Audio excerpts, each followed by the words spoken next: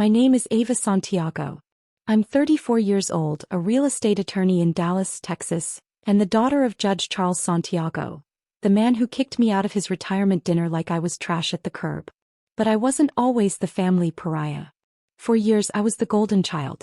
Straight A student, full scholarship to UT Austin, top of my class at law school. My mother used to call me Orgullo, her pride. That changed the day I fell in love with Carter Hayes. Carter is everything my father isn't: calm, principled, and entirely unimpressed by power.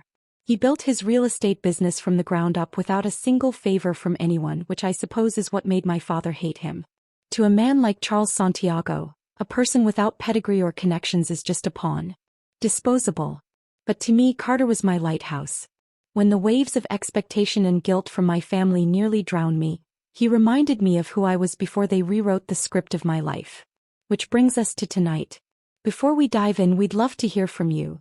Drop a comment below letting us know where you're watching from and what time it is for you right now. We're excited to connect with all of you, so don't forget to like, subscribe, and hit that notification bell for more amazing content. Now back to the story. We were invited to the most extravagant retirement dinner Dallas had seen in years. My father had reserved the entire ballroom at the Dominion Country Club. Crystal chandeliers, gold-rimmed plates, imported wine flown in from Argentina, and a guest list that looked more like a who's who of Texas law enforcement than a family gathering. Carter helped me zip up my navy blue gown in the mirror of our bedroom before we left. His warm fingers brushed my bare back and I caught his eyes in the reflection. "You sure you want to do this?" he asked softly. "No," I said, "but we're doing it anyway." We arrived fashionably late on purpose.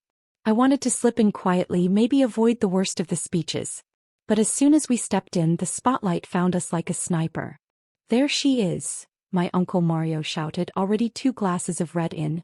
"The girl who ran off and married a real estate man instead of joining her daddy on the bench." Laughter followed. That forced, sharp kind that always left bruises. Carter didn't flinch. He never did. He just placed his hand gently at the small of my back and whispered, "Breathe, Ava." I did. My younger brother Daniel greeted us stiffly. He had just been promoted to assistant district attorney and walked like he was born in a courtroom. He barely looked at Carter and didn't hug me. "You still practicing private?" he asked, like it was a step below plumbing. "I'm doing pretty well actually," I said, forcing a smile. "Just closed on a corporate portfolio last week." Daniel gave a nod like he wasn't really listening. "Dad wants us near the head table." Of course he did. We made our way through the polished maze of politicians and former clerks until we reached the long table draped in ivory linen. My father sat at the center like a king. His hair had turned completely silver over the past few years, but his posture was still stiff and military. My mother sat beside him, tense like someone holding in a scream. She gave me a sad smile that didn't quite reach her eyes. "Look who decided to join us," Charles said as we approached. "The prodigal daughter." I leaned in to kiss his cheek anyway. He turned so my lips met air. Carter extended his hand. "Congratulations on your retirement, sir." Charles stared at him like he'd offered a dead fish. After a moment too long, he shook it with 2 fingers. "Hope the valet didn't confuse your car for the helps," he said, smiling wide enough for the room. I froze. Carter's jaw flexed, but he said nothing. We took our seats. The dinner dragged. I picked at my filet mignon and smiled through endless speeches praising my father's moral compass and contribution to justice. Daniel was asked to speak and did so with reverence. He called Dad a pillar, a man of integrity, and the most influential force in his life. I wondered if he ever realized our father had never spoken those words to him. Then, as dessert was being cleared, my father stood. He tapped his wine glass with a fork. "I'd like to say a few words before we all go home." Polite applause followed. I glanced at Carter. He gave me a soft nod. "Tonight marks the end of a great chapter in my life," Charles began. 40 years on the bench. 40 years of service to the people of Texas. And I've been blessed to have a family that supported me every step of the way." He paused for dramatic effect.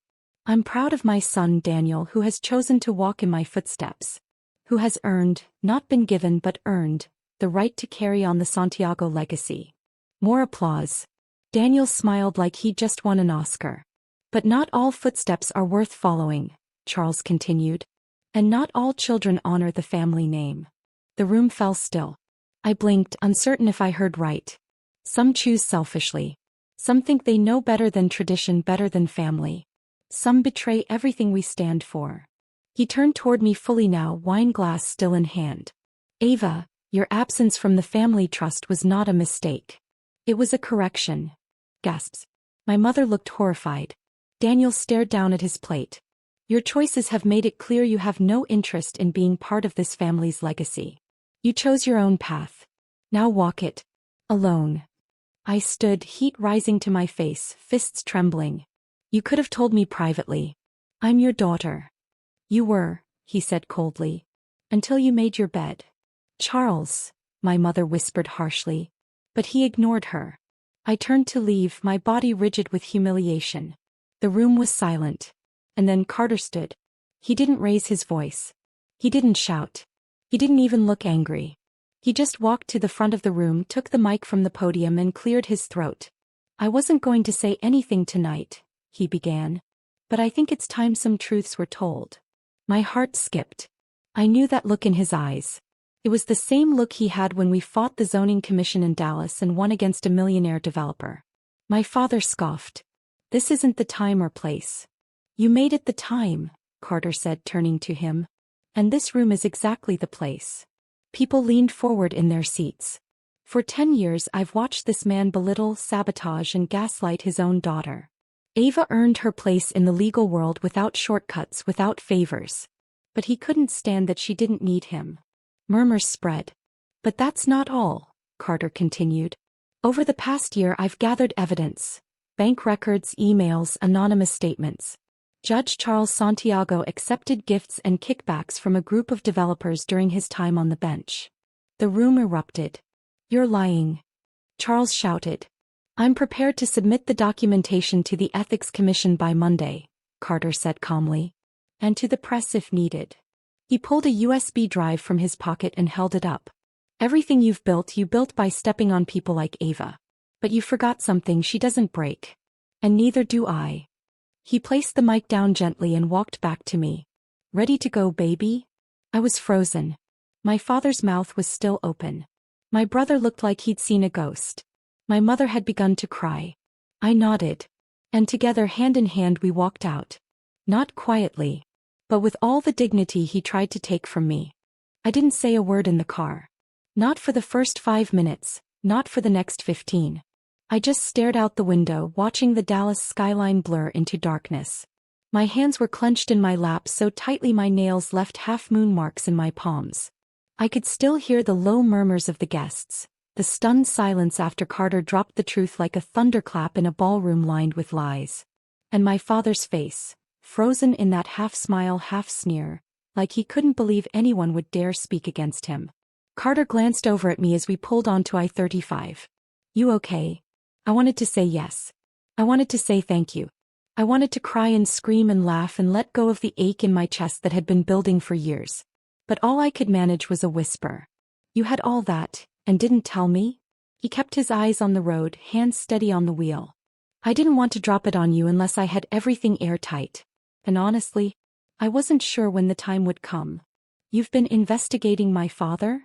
I asked, finally turning to face him. I've been protecting you, he said quietly. From a man who's made it his mission to remind you of your place every time you so much as breathe too loud. I blinked back, the sting in my eyes. You never said anything. Because you didn't want revenge, he said. You wanted peace. I tried to give you that. We drove in silence again.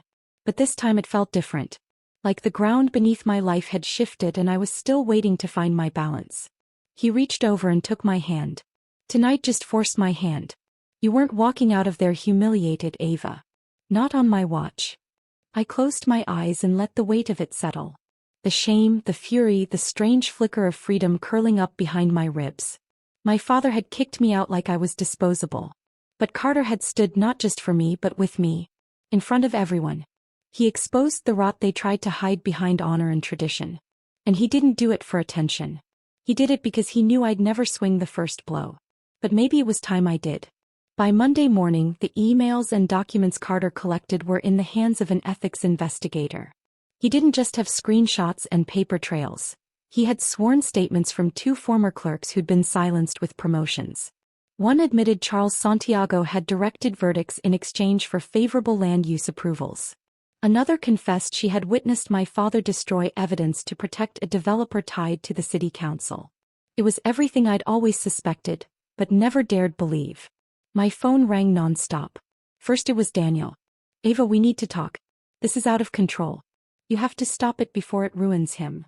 "Ruins him?" I snapped. "He ruined me years ago, Daniel.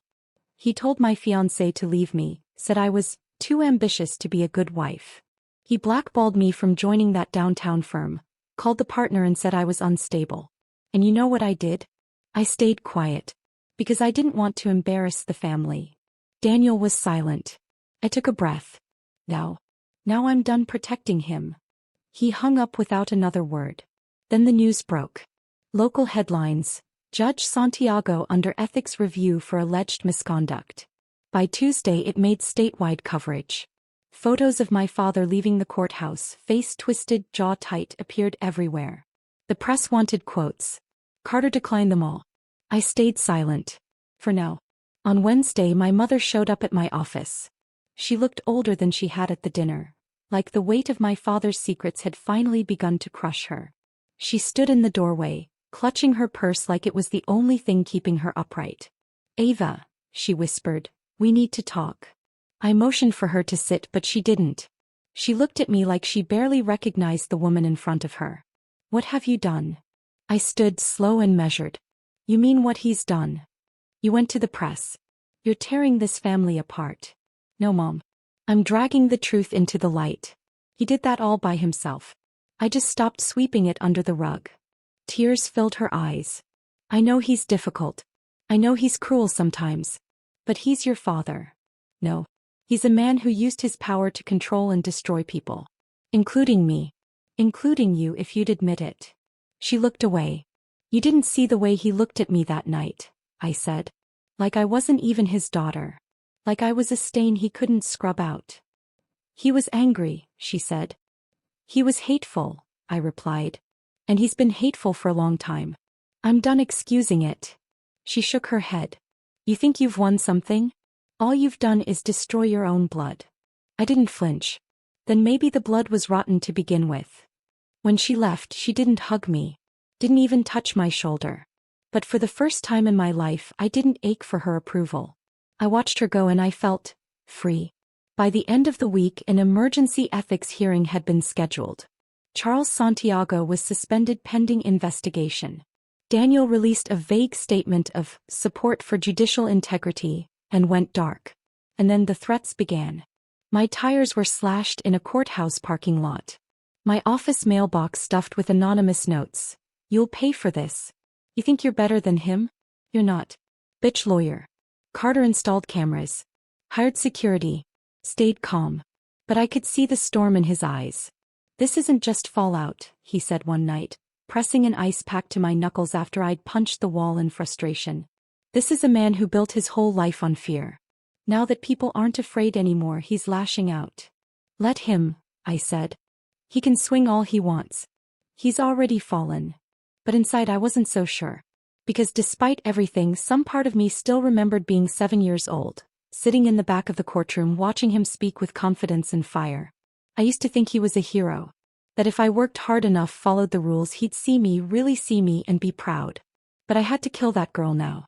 The one who waited for a father's love. She was gone. On the eve of the ethics hearing, I got a message. A number I didn't recognize. Just 3 words. "Meet me. Alone." It was from Daniel. I met him in a parking garage downtown. Late. Quiet. Cold. He stepped out of his car like a man carrying a secret too heavy for his conscience. "I found something," he said. I waited. A sealed folder. And that's safe. Emails. Bank transfers. A list of names.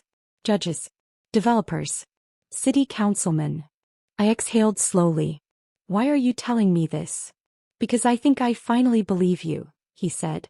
"And I think I finally see who he really is." "And who am I?" I asked.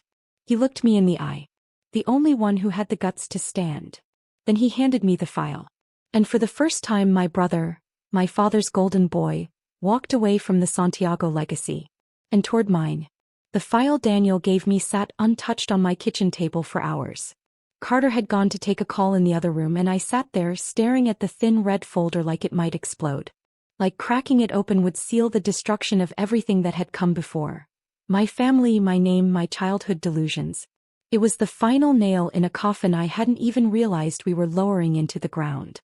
But around midnight I opened it. The first page was a printed email. Subject line, clear the lot, they'll approve. It was from a man named Everett Dale, a notorious developer with half the city in his pocket.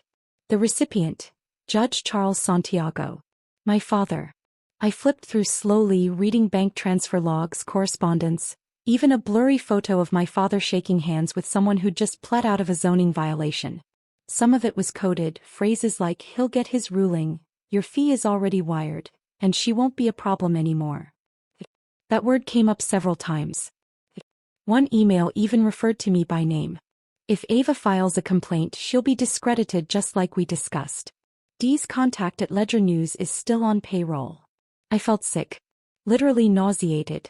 I had been a line item. A problem to be handled. By my own father. When Carter returned to the kitchen, I slid the folder over without a word. His eyes flicked across the first few pages. He didn't ask where it came from. He didn't need to. You want me to forward this to the ethics board? He asked. I shook my head.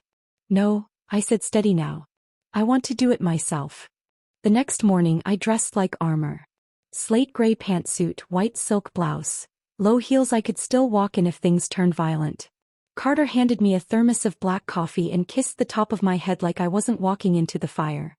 I filed a supplemental ethics complaint at 9:08 a.m., attaching the contents of the folder with a sworn statement. The clerk, a woman with tired eyes and chipped nails, looked up at me after flipping through the summary page. You sure about this? She asked. No, I said. But it's the truth. Word spread quickly.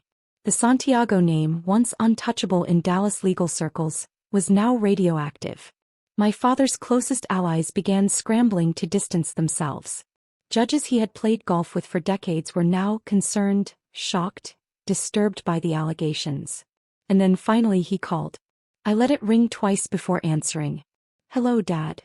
His voice was tight. Measured. I hope you realize what you've done. I do, I said. I exposed the truth. Something you were supposed to defend, not destroy. There was silence. Then a deep exhale. I gave you everything, he said, his tone turning bitter. A name. An education. A legacy.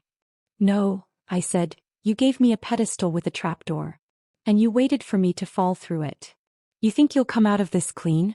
You've shamed this family. You've brought the wolves to our door. I didn't yell. I didn't cry. I said, you handed them the map. He hung up. By Friday, the Ethics Commission convened an emergency panel. Carter and I sat in a long beige room with old carpet and newer scandal. My hands were steady as I handed over the evidence. I spoke clearly. I didn't blink. Across the room, Charles sat stone-faced, flanked by two attorneys. He looked smaller somehow, like the years had collapsed inward. The legend crumbling under fluorescent light. When they asked me why I'd waited, I told them the truth. Because I loved him. Because I wanted to believe he was better than this. But silence is complicity. And I've been complicit long enough. After I stepped down, Carter placed his hand on my shoulder. His presence, unmoving, unyielding, was the only thing that kept me from collapsing under the weight of it all. 2 days later, the Ethics Commission released a statement. Judge Charles Santiago was found in violation of multiple ethical codes, pending full investigation and referral to federal authorities. The fallout came fast. My father's name was stripped from the courthouse lobby he'd donated to 10 years ago. News anchors who used to praise his rulings now dissected his failures nightly. My brother Daniel was summoned for questioning. And the family group chat that once exploded with birthday photos and holiday plans went eerily silent. Except for one person. My cousin Teresa messaged me privately. I always admired you, Ava. But I didn't realize how much until now. If you ever need support, I'm here. It was the first time in years anyone in the family had said something kind to me without strings attached. But even with all that happening, I wasn't prepared for what came next. An envelope arrived at my office. No return address. No postmark. Just my name in block letters. Inside was a single photo. Me leaving the ethics office. And a sticky note attached. Keep pushing and we'll push back harder. I showed it to Carter that night. He said nothing for a moment. Then he reached for his phone. We need to call the police, he said. I'm not scared, I told him. He looked at me hard. That's not the point. I am. A detective took our statement and I installed new security at both my office and home. Cameras. Motion lights. Even a panic button under my desk. It felt ridiculous, excessive, but I could see it in Carter's eyes. He wasn't going to let them get close. Not again. That night I couldn't sleep. I lay awake, staring at the ceiling, wondering how many people my father had hurt. How many careers he'd ruined. How many lives he'd twisted. And how many people still worshipped his memory, clinging to a version of him that had never truly existed. The next morning a reporter called me. He wanted an exclusive. I don't want to be a martyr, I told her. You're not, she said. You're the reckoning. I agreed to an interview, not for vengeance, but because I wanted other daughters to hear my voice and know they didn't have to shrink for anyone. Not even the man who gave them their name. The piece aired on a Sunday evening. By Monday my office was flooded with emails. Women. Men. Former students. Clerks. Paralegals. Even an ex-judge. All of them saying the same thing. I saw what you did. I wish I'd had the courage. And then one message stood out. It was from a woman named Olivia Freeman. She'd clerked under my father 20 years ago. She tried to file a complaint about him once. Harassment, intimidation, but was quietly removed from her position before she could make it official. She said she still had records. Copies of notes. Emails. Witnesses who'd left the profession entirely after dealing with him. I stared at the screen. It was bigger than me. It always had been. That week I called Daniel. I need to ask you something, I said. I'm already cooperating, he replied. I know, I said. But I need you to testify. Publicly. If this goes to trial, they'll try to paint this as a family feud. Your statement could prove it's not just personal, it's systemic. He was quiet for a long time. Then he said, I'll do it. He was my hero too. But it's time I see the man for what he really is. As I hung up, I felt something shift. It wasn't victory. Not yet. But it was the beginning of something bigger than justice. It was the start of redemption, for everyone he tried to silence. And for me it was the moment I stopped being his daughter. And became my own damn legacy. It was raining the morning of the preliminary hearing. The kind of cold, persistent rain that clung to your skin and soaked into your bones. I stood outside the courthouse under a black umbrella, watching the press scramble for shelter while trying to hold their cameras steady. Carter parked a few blocks away to avoid the swarm. We'd agreed. This time I'd walk in alone. Let them see me. Let them see her. Ava Santiago, daughter of the accused, survivor of a family that tried to bury her, walking into court not as a victim but as a force. Each step up the courthouse steps echoed louder than the last. I wasn't trembling. Not anymore. The girl who once looked for her father's approval in every mirror was gone. What remained was something sharp. Something earned. Inside, I was ushered through a private corridor reserved for witnesses and attorneys. The walls were too white, too clean, like they were trying to erase the filth of what had happened behind them. But no amount of fresh paint could cover the truth that was about to be exposed. Carter met me outside the holding room, file in hand. He didn't speak. Just handed me a tissue and smoothed the lapel of my jacket with the tenderness only he could offer in moments like this. Then the bailiff called my name. I took the stand under oath with a heart that beat steady. My father sat across the courtroom, eyes dull, jaw locked. He looked older than he did just weeks ago. His suit hung a little looser. His hands, once used to command gavel and silence, now gripped the table like it was the only thing anchoring him to this world. The prosecutor walked me through my testimony, my relationship with Charles Santiago, the emails and documents Carter uncovered, the supplemental evidence Daniel provided. I answered everything clearly even when it hurt. When they asked me why I was here, why I was testifying against my own father, I said, because the truth doesn't lose its weight just because it's inconvenient. And because silence allows rot to grow. I glanced at him once. He looked away. Then came the cross-examination. His defense attorney, a smug silver-haired man with a voice like oil, stood and approached. Miss Santiago, isn't it true that you've had a strained relationship with your father for several years? Yes, I said. Because I stopped pretending. And isn't it also true that you were excluded from the family trust and left out of certain professional opportunities connected to your father's network? Yes. Wouldn't you say you had motive to discredit him publicly? I leaned forward slightly, voice calm but razor-edged. Wanting justice for being mistreated doesn't discredit the evidence. It validates it. The lawyer paused, clearly trying to shift gears. You testified that your husband, Mr. Carter Hayes, helped you compile this evidence. Tell me, how much of this investigation was driven by his resentment toward your father? The implication stung. Like Carter had manipulated me, like I was some pawn in a man's revenge game. But I didn't flinch. My husband didn't drive anything. He just refused to let me drown in a family that was trying to silence me. If you're suggesting he should have stayed quiet, then maybe you're part of the reason people like my father think they can get away with this. The courtroom buzzed. The judge gavelled once and told the gallery to remain silent. I didn't break eye contact with the defense. They moved on. But I knew that moment had landed. By the end of the day I was exhausted. Drained in a way that no coffee or nap could fix. But as Carter and I left the courthouse, a young intern approached me, no more than 22, with frizzy curls and wide, uncertain eyes. Miss Santiago, she said. I just wanted to say, thank you. For speaking up. For all of it. I smiled, touched her arm gently. It takes all of us.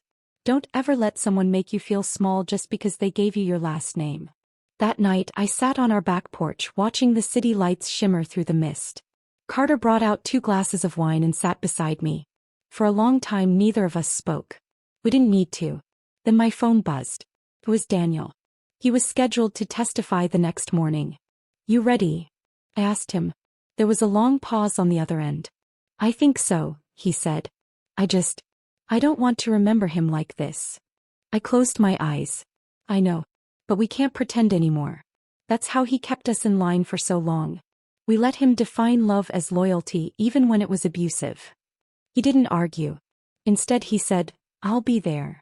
And he was. The next day, Daniel Santiago took the stand and confirmed everything. The threats, the manipulation, the backdoor deals. He even admitted to destroying one email chain at my father's request when he was a young intern, barely out of law school.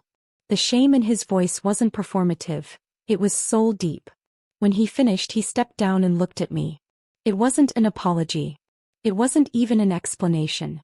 It was a brother saying, I believe you now. And I'm sorry it took this long. The final witness of the week was Olivia Freeman, the former law clerk who had tried to speak out years ago but was buried by my father's influence. She had the original memo she'd written. Dated. Signed. Ignored. When she finished, the courtroom was dead silent. Not even the defense had questions. The judge announced the next steps. Formal charges would be pursued, likely including bribery, obstruction, and conspiracy. My father was released on bail but ordered to surrender his passport. As we exited the courthouse, reporters swarmed us. I said nothing. Carter held my hand and cleared a path. But just as we reached the car, someone yelled out, Ava, what would your father say if he could talk to you now? I stopped, turned, and said, he talked to me for 34 years. He just never listened. That night the story broke nationally. News segments labeled it the fall of Judge Santiago. But to me that headline missed the real story. This wasn't about one man's fall. It was about every woman who stood back up. A week later I got a letter. Handwritten. No return address. It was from my mother. Ava, I don't expect you to forgive me. I don't even know if I forgive myself. But I watched you in that courtroom and for the first time I realized he raised us all to be quiet. You were the only one who remembered how to speak. I'm proud of you. Even if I couldn't say it when it mattered most. I folded the letter and set it aside. I didn't cry. Not because it didn't move me. But because I'd finally cried all the tears I had for that version of family. Now I was building something new. By the end of the month, I launched a legal fund in Olivia Freeman's name, for clerks and interns facing workplace abuse in the legal system. Carter donated the first $50,000. Daniel asked to serve on the advisory board. And for the first time in my life when I spoke at the ribbon cutting, I wasn't afraid to claim my name. My father used to say justice wasn't about feelings, I told the crowd. But maybe he forgot that feelings are where justice begins. It starts with pain. And with the courage to say, this isn't right. Even if the person doing it is someone you once loved. They clapped.